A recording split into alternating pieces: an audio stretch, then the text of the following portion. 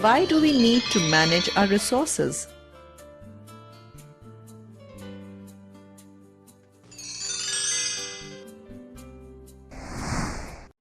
Everything that we use or consume, food, clothes,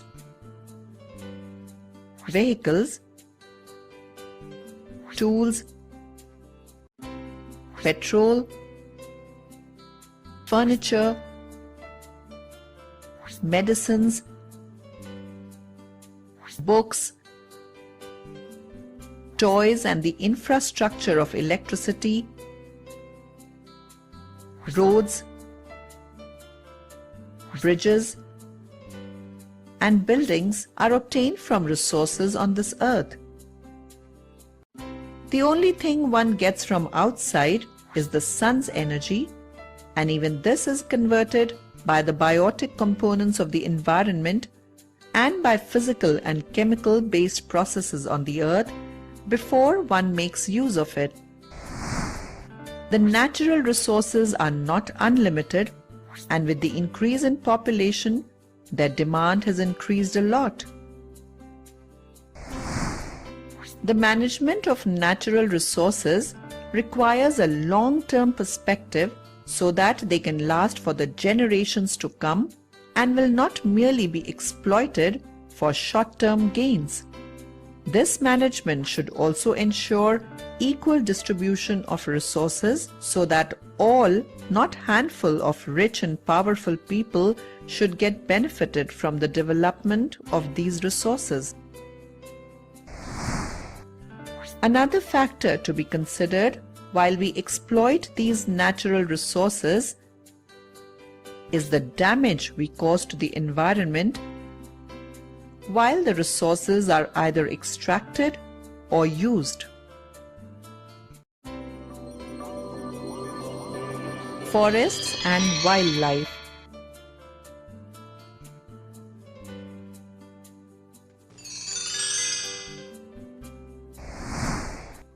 When we hear the term wildlife, it generally refers to large ferocious animals living in jungles and forests such as tigers, lions, elephants, wolves, etc.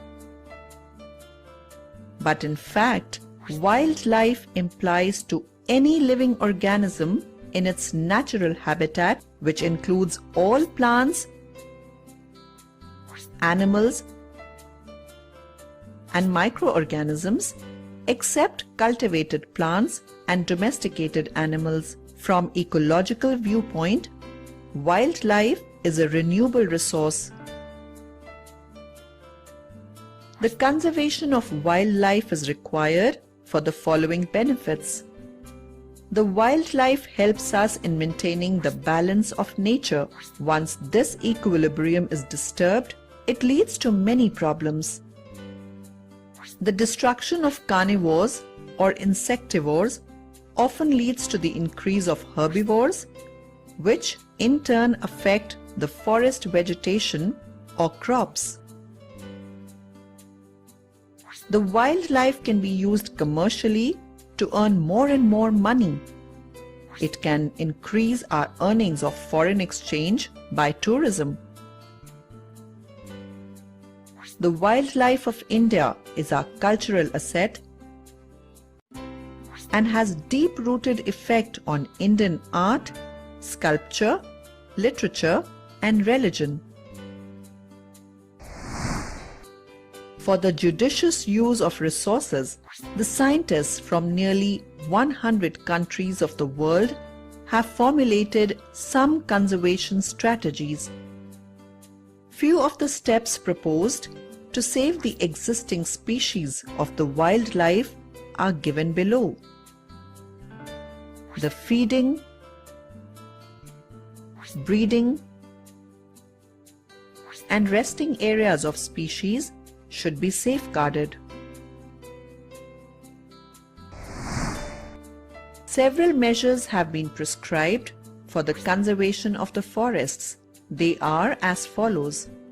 The trees cut down for timber or other uses should be matched with planting of more trees so that there is no scarcity. The use of fuel wood and wood charcoal should be discouraged. The conventional sources of energy should be tapped. Biogas should be employed for cooking to lessen the consumption of fuel wood.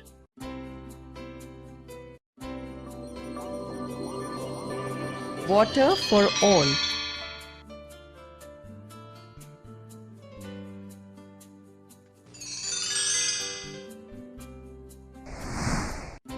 Rains in India are largely due to the monsoons.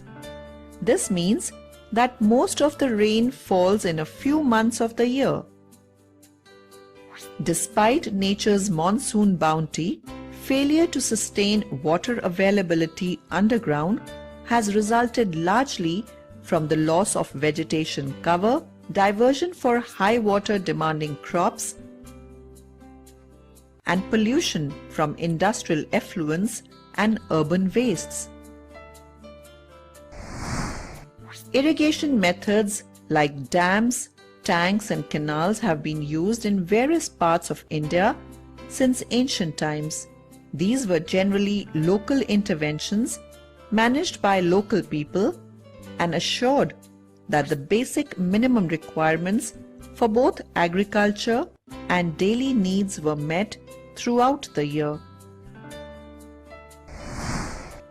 The arrival of the British changed these systems as it changed many other things.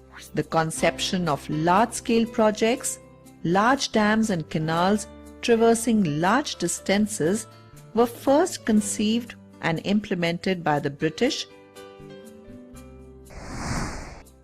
A dam is a barrier that impounds water or underground streams.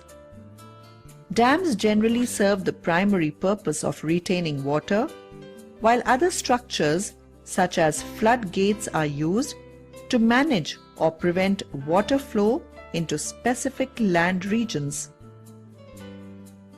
Hydropower and pumped storage hydroelectricity are often used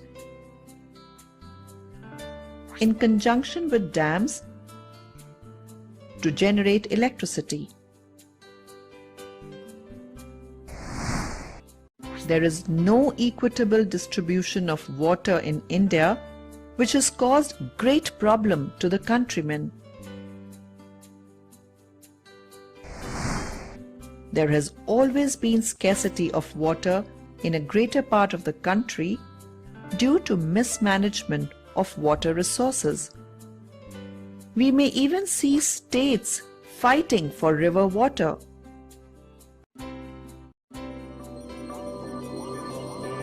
Management of natural resources, dams.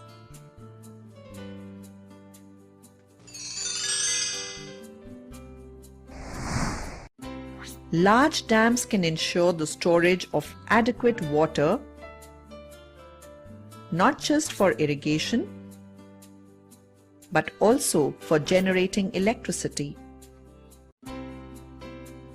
Canal systems leading from these dams can transfer large amounts of water to great distances. Mismanagement of the water has largely led to the benefits being cornered by a few people. There is no equitable distribution of water, thus, people close to the source grow water-intensive crops like sugarcane and rice, while people farther downstream do not get any water. Criticism about large dams address three problems in particular. Social problems, because they displace large number of peasants and tribals without adequate compensation or rehabilitation. Economic problems, because they swallow up huge amounts of public money without the generation of proportionate benefits. Environmental problems, because they contribute enormously to deforestation and the loss of biological diversity. Water harvesting.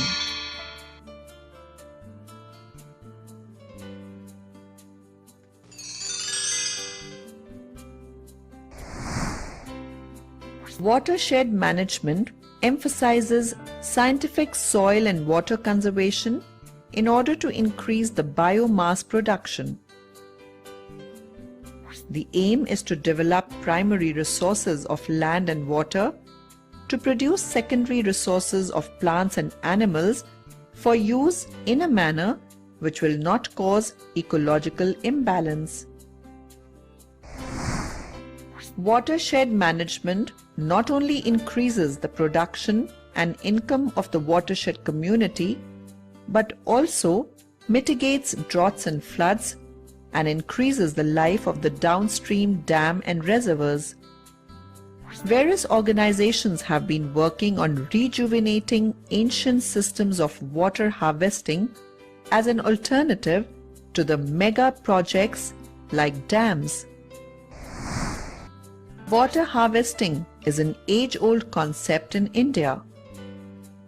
Khadans, tanks, and nadis in Rajasthan, bandharas and tals in Maharashtra, ahars and pines in Bihar, kuls in Himachal Pradesh, and eris, tanks in Tamil Nadu are some of the ancient water harvesting, including water conveyance, structures still in use today.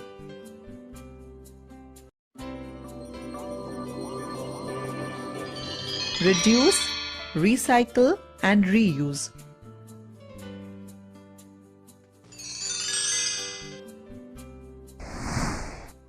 Natural resources such as land,